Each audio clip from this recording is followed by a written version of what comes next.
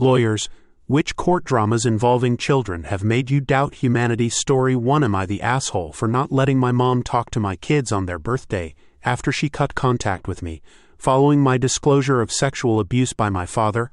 Hi, Mark. I've listened to your voice for years and never imagined I would have a story to share with you. But here I am. Your tone and your compassion have always spoken to me. It means a lot to be able to place my story the same space where I've heard so many other people's stories handled with care. This is my very first Reddit post, and I hope I am doing it right. I, 44 years old female, am Dutch but live in the UK. The rest of my family is in the Netherlands. A few weeks ago, I disclosed to my family that I was groomed, sexually violated, and exploited by my father and grandfather from childhood until I was 24. These memories came back recently in a tidal wave, somatic, emotional, overwhelming, triggered by therapy, trauma work, and attention deficit hyperactivity disorder medication. It took me decades to break through dissociation. I now know I survived long-term incest and intergenerational abuse. Before the full truth surfaced, I had already been posting short-form anonymous videos about neurodivergence and trauma. I'm late diagnosed autistic and have attention deficit hyperactivity disorder. As my recovery intensified, my content became more personal, about what I survived. Family members followed my account but didn't comment, didn't check in. I felt invisible again. Like the too intense one they always tiptoed around. In desperation, I sent a few videos spelling out clearly what my father and grandfather did, directly to my mother, brothers, aunts, and uncles. The family didn't deny it. They knew the men involved were abusive, had always been sexually inappropriate, violent, and controlling. Most relatives expressed support, but it was clear my truth made them uncomfortable. No one sat with me in the aftermath. No one really asked, "What do you need?" Some said they were angry these men got away with it. My grandfather is dead, and my father vanished abroad over a decade ago.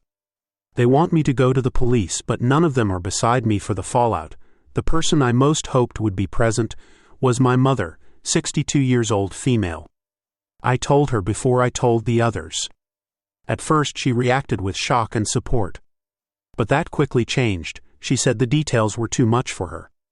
She became nostalgic, then defensive. When I expressed pain at not being protected, she snapped that she and my brothers never violated me, as if that absolved her. She's refused therapy. She refuses to reflect.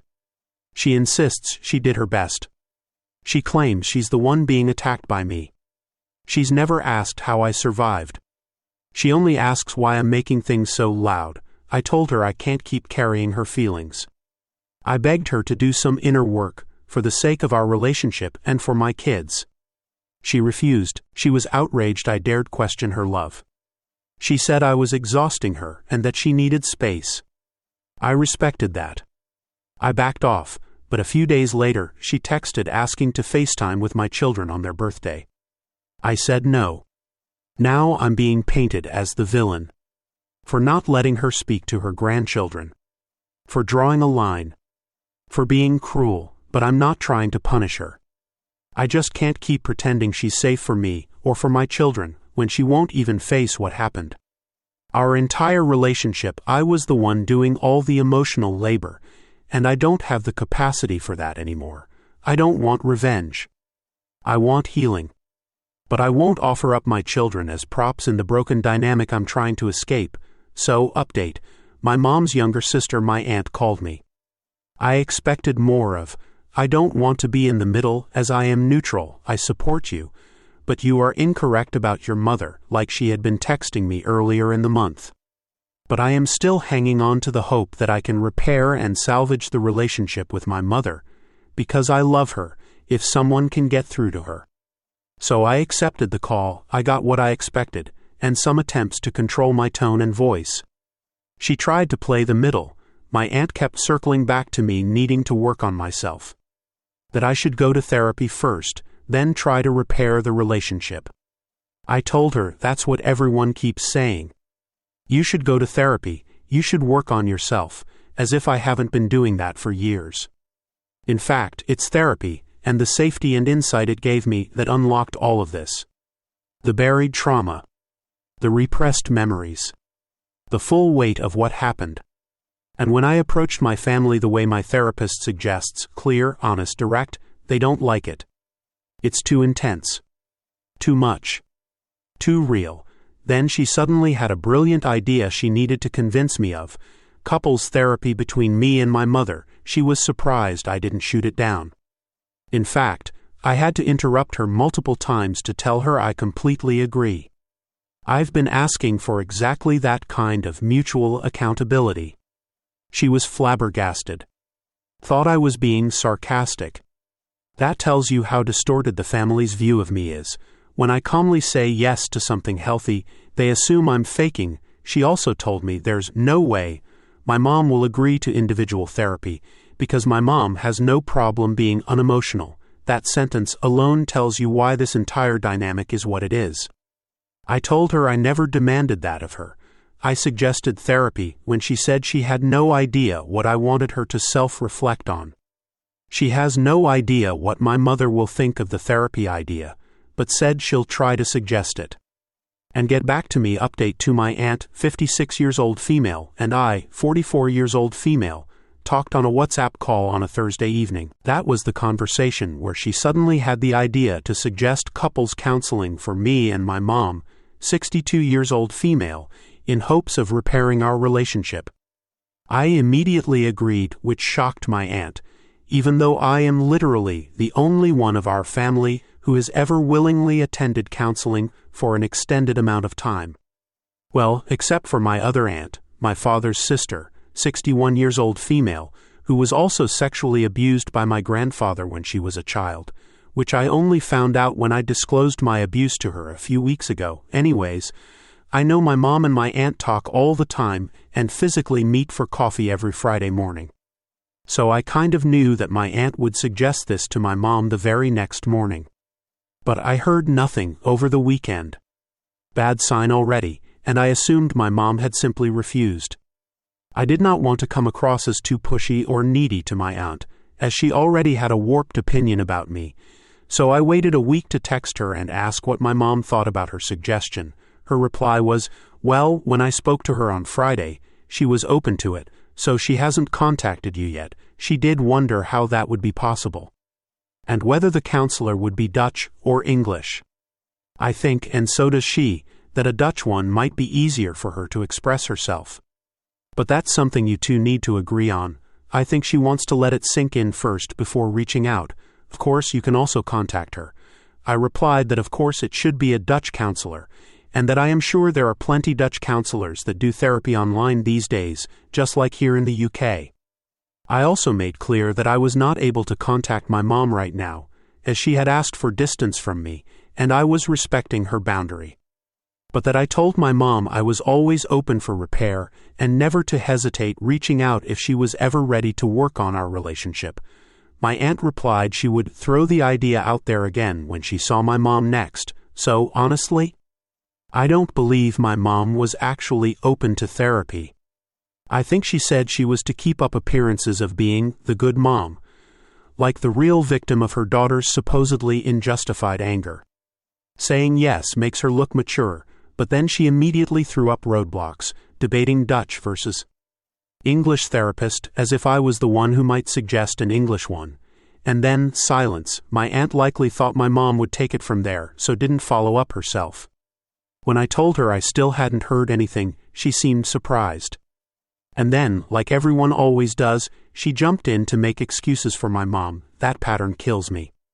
Everyone around me enables and excuses her behavior, while holding me to impossible emotional standards. And yes, I am being entitled now, asking others to give me some emotional slack for a change, but maybe I am allowed to sound a little entitled right now. Just this once, just in this one part of my life, a few weeks ago, my therapist said something that stuck with me. This entire family dynamic is exactly the kind of environment where child sexual abuse thrives. She was not wrong. While I was writing this update, my aunt texted me, "Hey original poster, I spoke to mom this afternoon and asked if she's thought more about therapy. She says she wants you to first process your trauma and then maybe look at rebuilding the relationship, possibly with therapy." That doesn't mean you can't contact her because she's totally fine with that. So yeah, I'm the broken one, not her. Again, I do all the hard work and maybe then she'll show up. But until then, she gets to sit back and look like she's being reasonable. Well, I guess I have my answer now. Can't say I am not totally devastated. But at least I have certainty edited to add. This last interaction made it clear to me that there is no other option left than no contact with all of them. I am not responding to my aunt, and I am sure as heck not getting in contact with my mom. You want me to get over my trauma first? I'm no expert, but I think that'll take a long while, if ever. Oh, and you are adding tremendously to that trauma, so add a few more years? So I guess you won't be part of my and my children's lives. I, 44 years old female, have 2 brothers, Adam, 38 years old male, and Ben, 34 years old male. Given how we were raised and the role models we had, it won't shock you to hear they turned out quite narcissistic. Especially Adam, he was always our father's 66 years old male golden child. Not just because he was a boy, which automatically meant more worth in our family, but also because he was the middle child, just like our father. Our father always claimed that out of his siblings, he was the most abused by his parents, again, because of his birth order. He was vocal about this, and made sure to treat Adam even better as a result. So it was no surprise Adam stayed loyal to him when our mom, 62 years old female, finally divorced him during my early 20s. My father was abusive mostly to me, not my brothers. It wasn't just the sexual abuse in secret, it was physical, emotional, and financial abuse in front of everyone. He completely controlled my life and decisions. This wasn't a secret, even though my mom now claims not to remember much of it. But after my brothers confirmed some of it, she had to concede. She also admitted participating in some of the manipulations and financial abuse.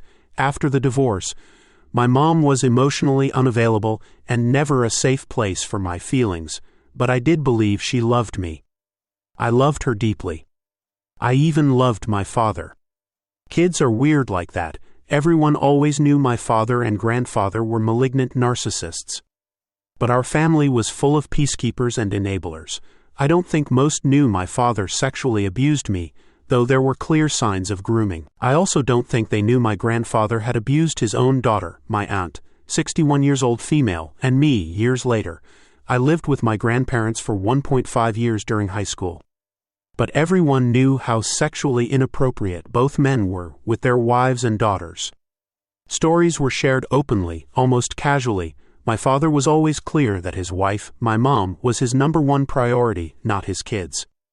He hated that my mom said her kids were her number one. It was obvious throughout their marriage that he was obsessed with her, and she was repulsed by him. She tried to divorce him when I was a baby, again when I was a teen, and finally succeeded in my 20s. After I disclosed the abuse, she admitted she had withheld intimacy from him, and then asked aloud if that's why he turned to me. Around the time of their final divorce, his abuse of me escalated to the max. I was fully trained and under his control by then, and he exploited me to make extra money. Meanwhile, I was supporting my mom emotionally through the divorce and his attacks. It was new for her. She used to have control over him. My brother Ben stayed with us, but Adam fully aligned with our father and turned against our mom. A few years later, my father discarded Adam too. He was no longer useful. My father had a new obsession, a new wife.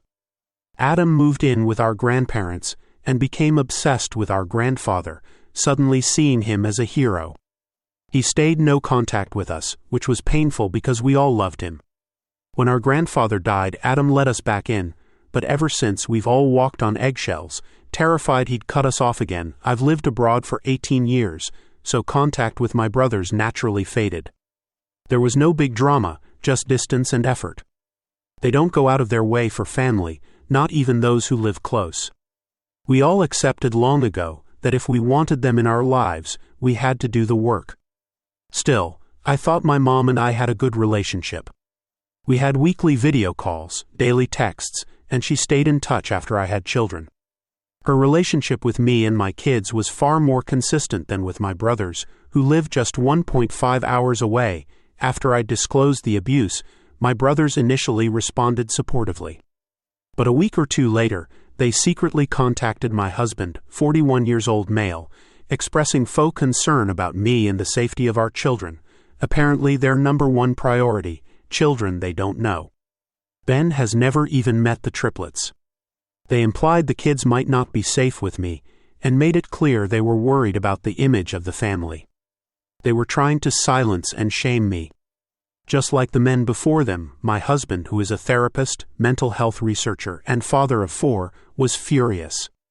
These two narcissistic men with no experience in psychology or parenting were lecturing him about fatherhood and about trauma survivors. He told me, finally, how he disliked my brothers from the moment he met them 21 years ago, and he was done pretending for my sake. I texted my brothers, calling out their secret, delusional ambush. That's when they cut me off. Later, they told my mom they were done with me. So much for the concern about what's best for the kids, right? Part of my recent conversations with my mom before she cut me off too was about her saying she wanted to support me but didn't know how. So I gave her clear actions, reflect on what she missed, reflect on why I never felt safe coming to her, and find a way to make me feel protected now. She agreed my brothers had behaved inappropriately. So I asked her to show support by speaking to them, not to change the relationship between my brother and I, but to show she had my back. She did neither. Later, she came back saying she had nothing to reflect on. She defended my brothers, claiming they were just trying to help. She admitted she spoke to Ben not to confront him, but to ask if he thought she ever defended me. Of course he said yes. No examples. Just vibes. Apparently, my brothers are furious. I blame my mom for everything that happened to me. As you can read in my previous posts, in the past few days I've been texting with my aunt, 56 years old female, my mom's sister, who confirmed that my mom has no interest in repairing our relationship and is willingly letting go of her daughter and her grandchildren. That confused the hell out of me. My brothers have no kids and have always said they never would. Her whole identity is mom and grandma. She's always had more contact with me and my kids than with them, but today it finally made sense. This is the actual update. I found out from another family member that Adam's wife is pregnant. They've known for weeks. A brand new grandchild is coming. Born to parents who live nearby who don't rock the boat, and who will stroke her ego as the good mom and amazing grandma. No trauma. No reminders. Just clean slates and silence. So it all makes sense now. We are being replaced. My brother is my father's son. My grandfather's grandson. And he idolizes that original devil. He readily accepted that our father sexually abused me, but he did not believe our grandfather, his hero, could have ever done that, and what breaks me is that his unborn child is a girl. She will be born into a family where men like my father and grandfather were protected and enabled, where abuse of girls was passed down not just in silence but in admiration. If it had been a boy, maybe the danger would have been different. But a girl? In this family? That's not just heartbreaking. It's terrifying. Update: the last time I posted, I was trying to sit with the painful clarity that my mother probably won't ever choose to repair things with me. That she's focused on Adam's baby and the version of motherhood that doesn't come with decades of accountability attached. I had made some peace with that, or so I thought. Then tonight, while out with my kids at McDonald's, my mother's sister, my aunt, called. And like an idiot, I picked up. Some flicker of hope still lives inside me, clearly. Maybe this time it's good news? Maybe this time she gets it. Of course not. What followed was more of the same. Defense of my mother, fake neutrality, critiques of how I communicate and how I should adjust. She said it was preposterous that I would call my mother unsafe, despite me explaining it in painful detail before. Despite my mother literally confirming it herself, even if wrapped in sarcasm. But of course, you know what she's like. Apparently, the real issue is that I've stopped translating my mother's mean, sarcastic cheap shots into palatable meaning, and now I'm expected to give people time to adjust to me taking her words at face value. She told me I was cruel for not letting my mother speak to the kids on their birthday. That I was weaponizing her grandchildren. That my mother clearly wants contact, and it's my job to just reach out. Never mind that my mother was the one who cut me off, in what was probably another performative sarcasm stunt meant to teach me a lesson. But when I took that boundary seriously, suddenly she was the victim of a fictional ultimatum. Get therapy or no grandkids. It was like arguing with a public relations representative for emotional abuse, and while I was distracted by that exhausting call, still trying to justify my boundaries in real time, I slammed the car trunk on my daughter's head. My beautiful, trusting, gentle girl. I had no idea she was even beside me at the car. I immediately hung up and tended to her. She's okay, thank goodness, but it shook me. My husband was already upset that I had answered the call at such an inopportune moment, and now he was furious, and rightly so. I hurt our daughter because I got pulled back into the same manipulative vortex that has hurt me over and over again. I initiated a short text exchange afterwards, because I need to stop talking and being sucked into needing to constantly defend my voice and tone. I told her it's useless to talk anymore, if she's just going to speak for my mother. She agreed because, no matter what she says, I still hold tight to my own opinion. She thinks it is too bad I feel like my mom is not there for me. And she warned me that my online videos are hurting my relationship with my mother. But she hopes that one day we will reconcile. I reminded her my mother wants me to process my trauma before she's willing to talk. I'm doing exactly that. Therapy. Group sessions. Counseling. Courses about abuse and healthy relationships. Workshops on mindfulness and meditation. And yes, Instagram, YouTube, TikTok, and Reddit. All of it is part of my healing. Because being seen and validated by strangers is more healing than decades of gaslighting from family. And indeed, an anonymous mother is featured heavily in my short-form videos these last few weeks. Because she is a large and ever-growing part of my trauma, I told my aunt that if my mother wants contact, she knows where to find me. But not through spokespeople. Not through sarcasm. Through truth. Directly. Honestly. Emotionally. If she wants a relationship with my kids, she needs to change. Until then, I am protecting myself. But more importantly, I am protecting my children. Edited to add, everyone was right. I finally blocked them. My aunt, my mom, my brother's wife. They're all blocked now, even though I told my mom and aunt I'd wait for her to reach out when she was ready. I blocked her too. I left them unblocked because I hoped. Because I wanted to see if they'd ever try. I thought I could manage that curiosity, but I was wrong. I cannot trust myself not to pick up. I'm slow as hell to learn sometimes, but I am learning. The Reddit comments made it clear how urgent this really is, so yeah. Done. Thank you for being direct. Thank you for not sugarcoating it. If you or someone you know is dealing with the effects of trauma or severe mental health issues, please know there is help available. You can reach out to crisis hotlines or mental health professionals for support. Am I the asshole for saying I owe my ex's wife nothing and being quietly glad my kids don't consider her their second mom? My 30-years-old female marriage to my ex, 32-years-old male, ended during my pregnancy with our son, who is now 8. We divorced formally when he was 2 months old. But we separated at the very beginning of the pregnancy and co-parented our daughter, who is now 10, throughout that time, as difficult as it was. After the divorce was over, things turned more sour and we avoided each other except for exchanges. 2.5 years after our divorce was finalized, he introduced me to his then-girlfriend, now wife, 33-years-old female, at a custody exchange. At first she seemed nice enough and I had no problem with her. I even thought she was nicer than him. But something I didn't know at the time was she took offense to me handing the kids to my ex instead of offering her one or both of them. I found this out 2 months later when our daughters' preschool had their play, and she accused me of hogging my son throughout the performance and not giving her the chance to hold him. Then she brought up the exchange. She told me she was going to be their mommy too, and I needed to get over my selfish hogging of our children, and by ours she meant hers, mine, and ex's. My ex stood back and said nothing.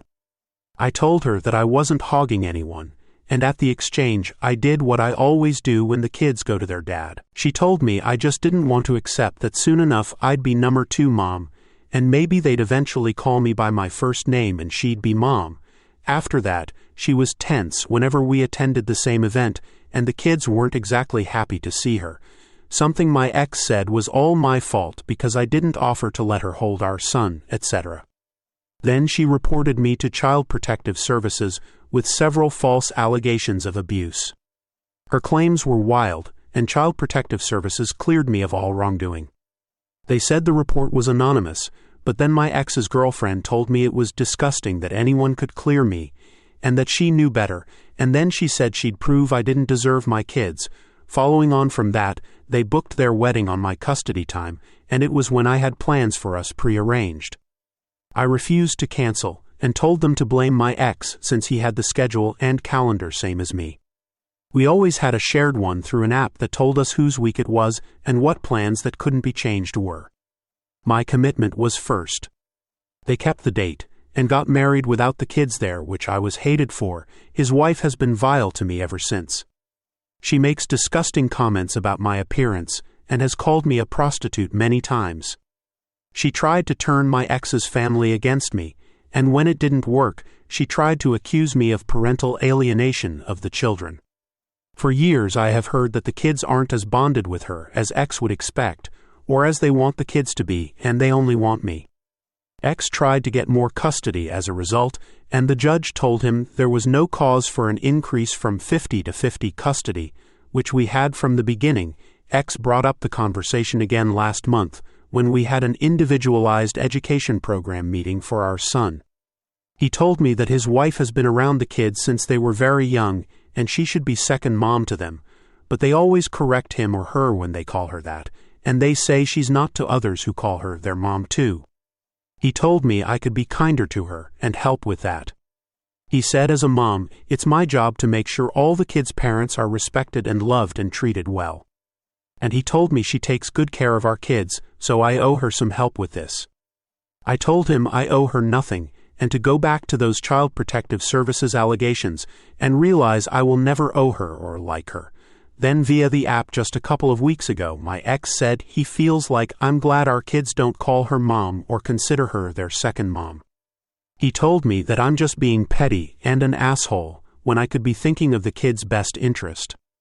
And that saying I owe his wife nothing is a bad attitude to hold as well. I won't lie, I am crazy happy the kids aren't super into this woman. I have never discouraged it, and I always keep them out of drama the best that I can, and by that I mean, I can't influence what they see or hear at their dad's house, but I am quietly super happy. X isn't wrong about how I feel. I'm in love with my baby's mom, but she wants to leave, so I, 27 years old male, met Mila, 25 years old female, like 4 years ago at a bar. Long story short, it was a mutual friend's birthday. We were at this bar, and we had both just gotten out of long-term relationships. Hers was 5 years, mine was 4. A lot of drinking later. It was hella awkward waking up on the birthday dude's couch with Mila. But honestly, that wasn't even the wildest thing that happened that night. The birthday guy? He did something way worse. Anyway, after all that, me and Mila were both super awkward about it. She legit looked like she wanted to crawl under a rock. Neither of us wanted anything serious since we had just broken up with our exes, but we still swapped numbers and went our separate ways. Fast forward like 3 months, Mila texted me up asking to grab coffee. I thought it was kinda weird, but I figured she might want to go on a date or something. When I got there, she looked like she'd been crying. As soon as I sat down, she just started bawling. Turns out, she was pregnant. She hadn't realized cause she was super stressed and tired, but I was the only person she'd been intimate with. My whole life flipped upside down. We did a DNA test, and it was mine. Then she moved in with me cause she was sharing a room with a roommate. The guest room became hers, and my office is now Andreas' room, but we call him Andy. Having a kid wasn't exactly in my plans, but since Andy came along, my life's been better, honestly. Over the years, me and Mila never really had a romantic relationship, except for this one time she kissed me after Andy was born. We get along, I support them. I'm paying for Mila's grad school, she finishes next year. We split the chores and I'm always there for whatever she needs, so in November Andy's gonna turn 3. We've been planning his birthday. It's around Halloween, so he and his friends are all gonna dress up. He wants to go as Bingo from Bluey. During one of our talks, Mila asked if I wanted her to move out. She said now that Andy's 3, we could co-parent separately, and I could even get a girlfriend if I wanted to. I just went blank and said no and dipped to my room. Here's the thing, I love her. Having Andy is everything to me, but I'm also legit in love with her. She's smart, beautiful, caring, thoughtful, kind, dedicated. She's literally the most perfect person ever. But I'm way too scared to tell her. We have a kid together, and I'm terrified of ruining everything between us as parents and friends. I don't know if I should tell her how I feel or just keep pretending everything's fine so I don't mess up what we have. What did the birthday boy do? I hope this doesn't violate any rules in this sub. I didn't comment on the original post, but I snooped in his comments to see what the heck the birthday boy did. I found out, man. The real question should be, what didn't he do on his birthday? We hit up this bar, and everyone got totally wasted. Then there was an after party at his place. We walked there, and I was up front with Mila and some other friends. After that, all I know is from the stories 'cause I spend the night with Mila, but apparently, he got home barefoot with some random dog he stole from someone's house. He decided to get back at his girlfriend for cheating on him, told everyone about it, and then hooked up with her sister while his girlfriend cried outside the room. He ran around the neighborhood in his boxers and ended up passing out on the lawn hugging the stolen dog. He still has the dog to this day. We never found the owners. I think the dog didn't have any owners. First update, October 12, 2024. So, I, 27 years old male, posted my story a few days ago, and yesterday I finally talked to Mila, 25 years old female. Quick recap, me and Mila had a baby together after a one-night thing. Ever since, we've been living together, and I'm in love with her. She's absolutely stunning, breathtaking even, but I've been too scared to tell her how I feel because I didn't want to mess up our co-parenting situation. So, I left work early, picked up Andy from nursery and dropped him off at my mom's. I bought some flowers, cleaned up the house while she was in class and texted her, saying she didn't need to pick up Andy and to just come home because we needed to talk. When she got home, she looked at me with her big eyes wide open, and the first thing she asked about was our kid. I hugged her for a while, but she went full mommy bear mode and kept asking about our baby boy. After I reassured her that he was with my mom and totally fine, she finally calmed down. I brought her to the living room, gave her the bouquet, and started talking. It was a long conversation. I told her how I've been scared of ruining things, and how it hurt when she asked if I wanted her to leave. She admitted she was afraid she was messing up my life, that she feels like a burden sometimes, and even blames herself for ruining my life with the pregnancy. I shut that down real quick. I never wanted kids, but honestly, since Andy and Mila came into my life, everything's been way better. It's been the best, most challenging mistake I've ever made. She also said she likes me too, and she's felt that way since she was pregnant, but wasn't sure if it was just the hormones. After the baby, she felt embarrassed to say anything because she didn't feel comfortable in her body anymore. She never got back to her pre-pregnancy body and thought I wouldn't find her attractive. But to me, she's the most beautiful and hot woman on the planet. She also admitted she'd get jealous when I went on dates, even though she knew it didn't make sense because we weren't a thing. Honestly, if she went on dates, I'd be dying of jealousy too. We talked for a long time, even got into some deeper, more personal stuff. By the time we were done, it was late. We went to this small restaurant near our place for dinner. No wine because I was driving, but it was amazing. We chatted about music, movies, and she went off about A Song of Ice and Fire for ages while I rambled on about Lord of the Rings. We talked about life and random stuff. At the end of the night, I got a few kisses in the car, like we didn't even live together, which was kinda cute. Then we watched a horror movie, awful movie by the way, but she fell asleep cuddling me. It was a day full of wins. Second update, December 20th, 2024. Hey guys. So, I saw a TikTok video about my story, And it's kinda embarrassing having a piece of my life narrated by artificial intelligence, haha. I decided to give you all an update, but first, a quick note, please use protection. I read some concerning comments about my situation. Yeah, I was pretty drunk and reckless, and things could have turned out way worse. Don't be like me, alright? Here's what's been going on these past few months. We broke up and she moved to another city. Just kidding, haha, Andy's birthday was amazing. Everyone showed up in costumes, and the kids loved it. Andy dressed as Bingo, I went as Bandit, and Mila was Chili. Andy was over the moon that we all dressed up, but what melted my heart was when we were getting ready in the bedroom, and my little guy said, I always wanted this. I think the way our dynamic was before, we didn't really have these sweet family moments, and it makes me so happy that my son gets to experience this now. So yeah, we're officially dating now. And it's been nothing short of amazing. She's happy, my little guy is happy, and nothing makes me happier than seeing them like this. Has it been perfect?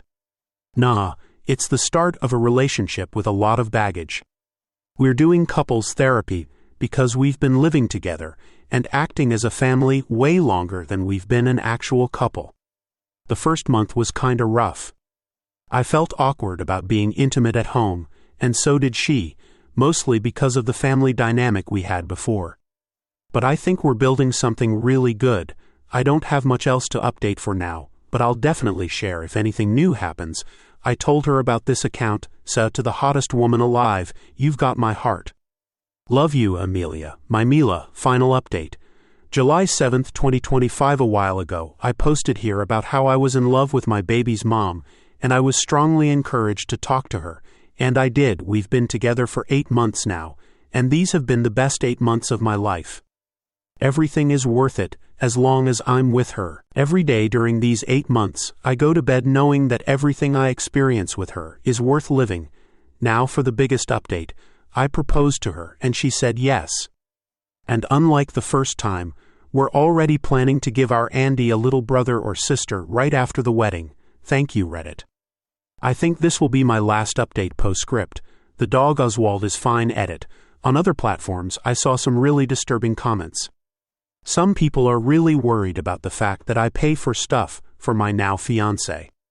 Just want to say, I'm not struggling financially, and even if she didn't want to be with me, I'd still cover everything for her until she had a solid career and a place of her own.